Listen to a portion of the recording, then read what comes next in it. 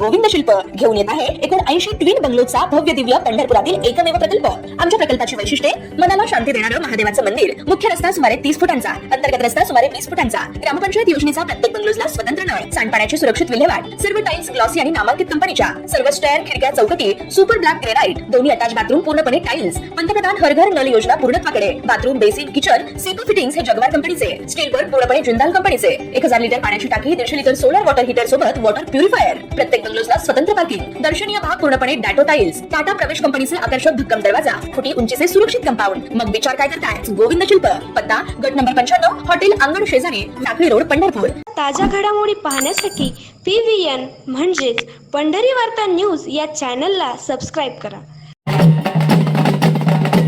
लोकनेते स्वर्गीय राजूबापू पाटील यांच्या 6व्या पुण्यस्मरणानिमित्त भोसे तालुका पंढरपूर येथील स्वर्गीय यशवंतभाऊ पाटील सभागृहात स्वर्गीय राजूबापू पाटील फाउंडेशनचा राजूबापू पाटील स्मृती पुरस्कार वितरण सोहळा अत्यंत उत्साहात पार पडला।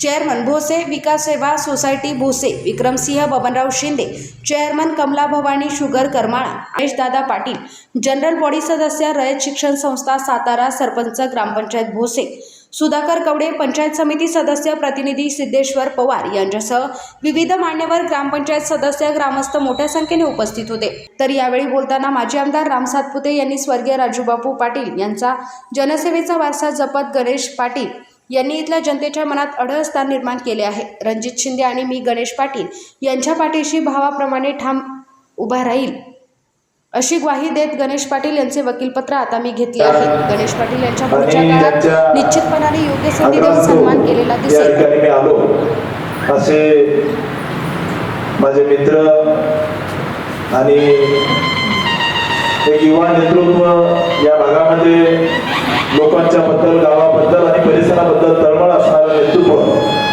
आदरणीय गणेशदादा पाटील या ठिकाणी उपस्थित असणारे आपले माजी जिल्हा परिषद सदस्य माळेसाहेब, गावातील सर्व ज्येष्ठ मंडळी, गावातील सर्व ग्रामपंचायत सदस्य, माता भगिनी आणि बंधूंनो,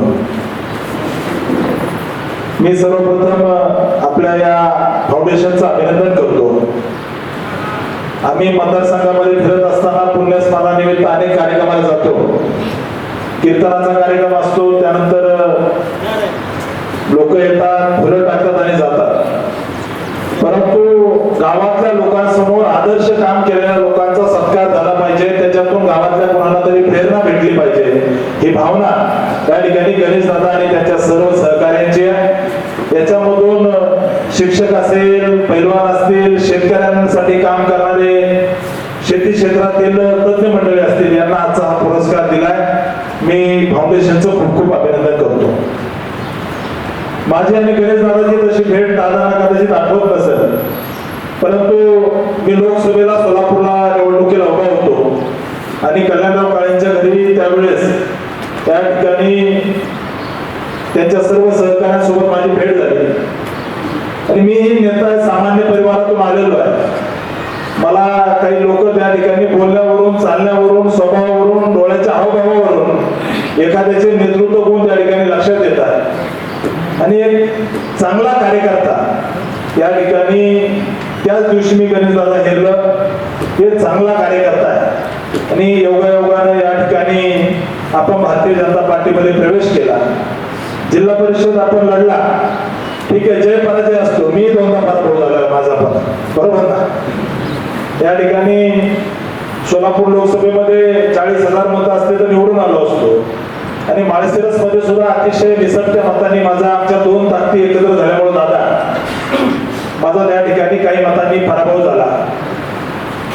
परंतु अनेक लोकांची उदाहरणं सांगता येते की जो त्या ठिकाणी पराभवातून पाय रोवून उभा राहतो, 100% त्या माणसाला कोणी रोखू शकत नाही, कोणी रोखू शकत नाही। आणि विश्वासाने सांगतो, शिंदे परिवाराचं सगळ्याच गोष्टी या ठिकाणी बोलत नाही, परंतु शिंदे परिवाराचं अतिशय मनातून प्रेम या ठिकाणी गणेश दादा तुमच्यावर बसलेला आहे। या ठिकाणी मी ज्यावेळेस रणजित भैया सोबत चर्चा करत होतो त्यावेळेस रणजित भैयांनी मला व्यवस्थित सांगितलं की गणेश पाटील काय रसायन आहे, चांगला कार्यकर्ता आहे, धडपड आहे, बापूंच्या पावलावर पाऊल ठेवून त्या ठिकाणी पाय ठेवून उभं राहिलेला हा कार्यकर्ता आहे आणि भाऊ याला ताकद द्यायची आहे. गणेश पाटलाला आपल्याला ताकद द्यायची आहे, हे रणजित भैयाचे शब्द आहेत. त्यामुळे निश्चित या ठिकाणी या जिल्ह्यातली सगळी नेते मंडळी गणेश पाटलांच्या मागे ताकदीने उभा आहे. माझ्या घराच्या जवळ दादा काही दिवसापूर्वी भोसेचं वराड आलं होतं, भोसेगावचं. तिथे एक लग्न होतं. कमीत कमी मला 200 माणसं भेटली तुमच्या गावातले आणि परिसरातले. आमच्या गणेश दादाकडे लक्ष असू द्या. आमच्या गणेश दादाला चिपळूण जिल्हा परिषद सदस्य करा, आमच्या दादाला जिल्ह्याच्या पदावर घ्या. आमच्या दादाचा निसटता पराभव झालाय. त्यांच्या डोळ्यामध्ये दुःख होतं, त्या ठिकाणी वेदना होता की आमच्या दादाचा पराभव झालाय, परंतु त्याच्या पाठोपाठ त्या लोकांच्या डोळ्यामध्ये तुमच्या प्रती आणि तुमच्या घराप्रती असणारी श्रद्धा आणि प्रेम मला दिसत होतं. कारण आम्ही राजकारणात त्या ठिकाणी 2018ला मी राजकारणात आलो, परंतु इतक्या जीवापासून अतिशय त्या ठिकाणी हृदयाच्या शेवटच्या अतिशय टप्प्यापासून आपल्याला प्रेम करणारी या भागात मंडळी आहे. आणि या गावात आल्यावर लक्षात येत आहे मी त्या ठिकाणी 1000 कोटी रुपयाचा निधी माझ्या मतदारसंघात वाटला. मग ग्रामपंचायत कार्यालय दिले, रस्ते दिले, तलाठी कार्यालय दिले, परंतु मी दाव्याने सांगतो जिल्ह्यामध्ये या ठिकाणी असं ग्रामपंचायतचं एखादं सभागृह कुणी मला दाखवावं, कुणी दाखवावं. एखाद्याची खाजगी इमारत असल्यासारखं या सभागृह आपण बांधलं, याच्यातून गावाचा चेहरा आणि या ठिकाणी गावाचा आरसा आणि गावातल्या नेते मंडळीचा पूर्वजांचा संस्कार याच्यातून दिसतो. आणि मी विश्वासाने सांगतो गणेश पाटील भविष्यामध्ये या ठिकाणी निश्चित चांगल्या पदावर जातील. आणि मी आणि रणजित भैया या ठिकाणी जरी आम्ही रक्ताचे नसलो, मी तर तुमचा पाहुणा नाही, रणजित भैया तरी कुठून तरी लांबून पाहुणा लागेल, परंतु भावासारखं प्रेम आम्ही तुमच्यावर येत्या काळामध्ये करू.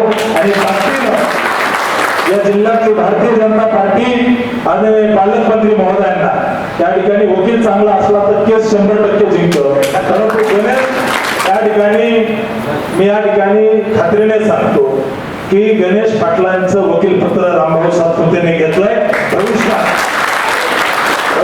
त्यांना त्या ठिकाणी चांगल्या पदावर बसवण्यासाठी आम्ही निश्चित ताकदीने प्रयत्न करू. आम्हाला या ठिकाणी बोलवलं, प्रेम दिलं, त्याबद्दल मी गणेश दादांचे या ठिकाणी स्वर्गीय राजूबापू पाटील फाउंडेशनच्या आणि त्यांच्या सर्व कार्यकर्त्यांचं मनोमन या ठिकाणी धन्यवाद व्यक्त करतो. सर्व पुरस्कारार्थींचं सुद्धा मी अभिनंदन करतो. एक चांगला कार्यक्रम आणि चांगला पायंडा आपण या ठिकाणी सुरू केलाय. भविष्यात अजून या ठिकाणी या जिल्ह्यातल्या वेगवेगळ्या पदावर चांगलं काम करणार